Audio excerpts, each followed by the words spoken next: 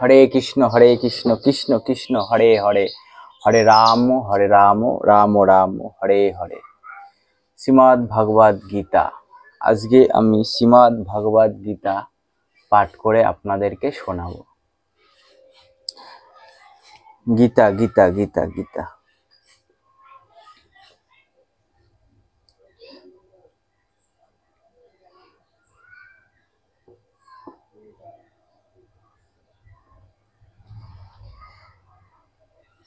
শ্রীমদ্ ভগবদ গীতা নবম অধ্যায়, রাজগুহ যোগ, শ্লোক 24।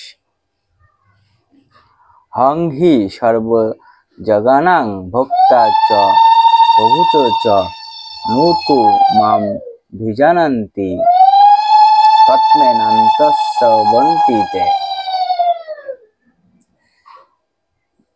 অহম মানে আমি, হি মানে নিশ্চয়, সর্ব মানে সমস্ত, যজ্ঞানাম মানে ভক্তের, ভোক্তা, ভোক্তা মানে ভোক্তা, চ মানে এবং, প্রভু মানে প্রভু। অনুবাদ: আমি সমস্ত যজ্ঞের ভোক্তা ও প্রভু, কিন্তু যারা আমার চিন্ময় স্বরূপ জানে না তারা অধঃপতিত হয়। তাৎপর্য: এখানে স্পষ্টভাবে বলা হয়েছে যে বেদে নানা রকম যজ্ঞ অনুষ্ঠান করার বিধান আছে, কিন্তু সেই সমস্ত যজ্ঞের যথার্থ উদ্দেশ্য পরমেশ্বর ভগবানের সন্তুষ্টি বিধান করা। যজ্ঞ শব্দের অর্থ বিষ্ণু।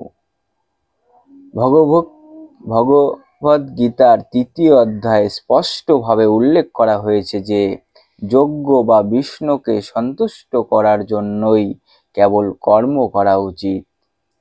বর্ণাশ্রম ধর্ম নামক মানব সভ্যতার পূর্ণতা প্রাপ্তি উদ্দেশ্য বিষ্ণুকে তুষ্ট করা।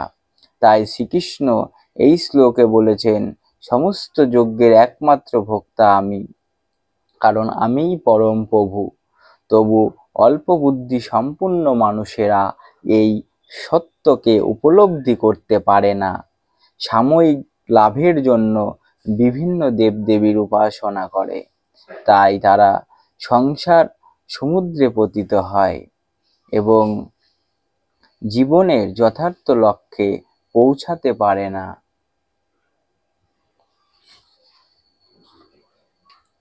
কিন্তু যদি কারণ জাগতিক বাসনা পূর্ণ করার অভিলাষ থাকে, তার বরং ভগবানের কাছেই তা প্রার্থনা করা শ্রেয়স্কর, যদিও তা শুদ্ধ ভক্তি নয়, এবং এভাবেই সে তার বাঞ্ছিত ফল লাভ করবে।